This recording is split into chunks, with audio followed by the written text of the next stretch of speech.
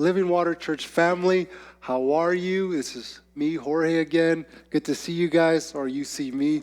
But it's been a while since we've seen you, and boy, I miss you. Now I get what the Apostle Paul was saying. I've just longed to meet you. You know, and I'm praying to be with you again. I could sense that with me. Just I long to see you guys again and to fellowship and pray for one another, and we could still pray for each other. But I have a word this morning in our devotional in which I believe this is for us. This is for now. I believe it's from the Lord, and I believe it's going to bless you as it's blessed me. Very short word, but it's packed with power, I guess, and meaning. So I'm going to be looking at Ecclesiastes chapter 2. I feel like I don't turn there that often. And so Ecclesiastes chapter 2, and it's the author here it's kind of unknown, but it's more than likely it's Solomon. And so this is Solomon talking, and it's Solomon trying to figure out life and how to be fulfilled in life. And so he made it this quest to go out and search about how to be fulfilled in life, right? And so this is what we're going to talk about. It's the whole chapter. If you want to read it, I recommend it. But I'm going to just read some of a couple of verses here and there, and you could follow along if you want. Ecclesiastes chapter 2. So we're at the first few chapters. I'm reading out of the ESV. I said to myself, come on, let's try pleasure. Actually, this is NLT, sorry. Come on, let's try pleasure. Let's look for good things in life. But I found this too was meaningless. So I said, laughter is silly. What good does it do to seek pleasure? After much thought, I decided to cheer myself with wine, and while still seeking wisdom, I clutched to foolishness. In this way, I tried to experience the only happiness most people find during their brief life in this world.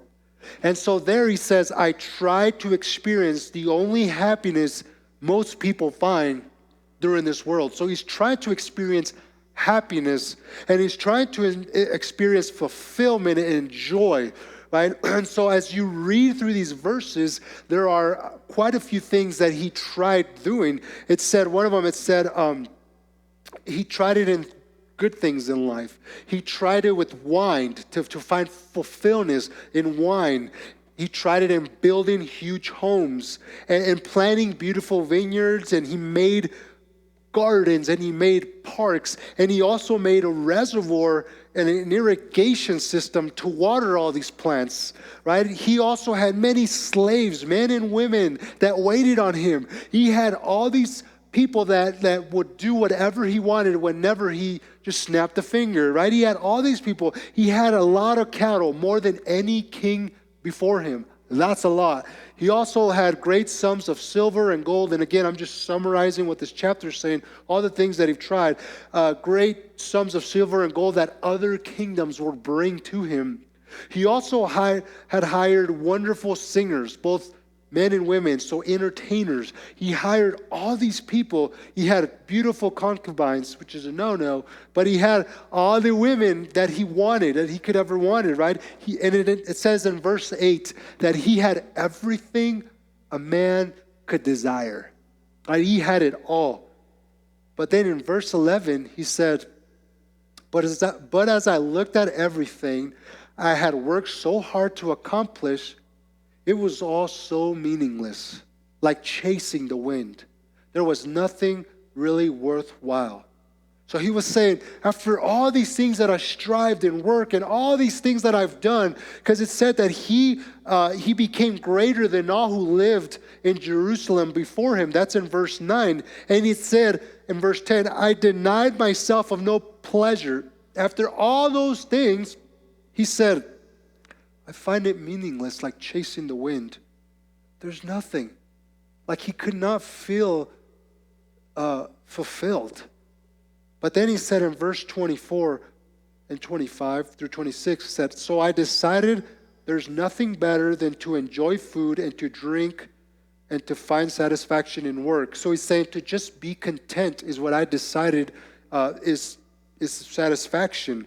And then he says, then I realized that these pleasures are from the hand of God. Verse 25, for who can eat or enjoy anything apart from him. So he is saying, all the pleasures, everything in the world, you can't do anything with great joy and fulfillment unless it's with God. Because apart from God, you can't enjoy things.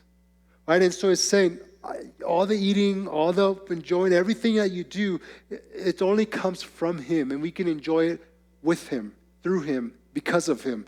Right? And so in these times of uncertainty and isolation, I want to encourage you to find your pleasure, find your satisfaction in the Lord.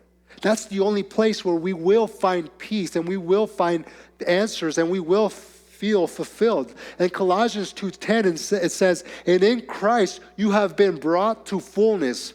There's other versions that says, in Christ you have been made complete. You're complete. And it says he is the head over every power and authority. So Christ is the head of every power. He's the head of all authority. And if he says that you're complete in him, then you better believe that you're complete in him, right? And so also in 2 Peter 1:3, it says, his divine power has granted to us all things that pertain to life and godliness. So we have all that we need because of his power, because of him, to live life, to have a godly life through the knowledge of him who called us. So through him, through Jesus. And so I want to encourage you. I'm not saying to stop working. I'm not saying to stop, whatever you like to do, your hobbies. It's fine. I'm not saying that. But I'm saying that the fulfillment is in him. So we need to be in Christ, especially in these times. I just encourage you, dig deeper in Christ.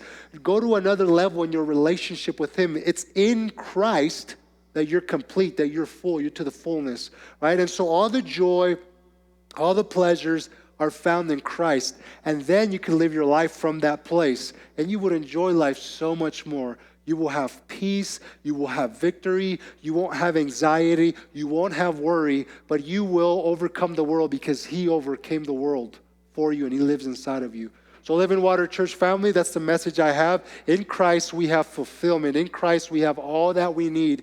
And so once again, if you need any prayer, contact us, comment below, subscribe, click the bell, share our videos to friends who need encouragement. We love you, we miss you, and once again, God bless you.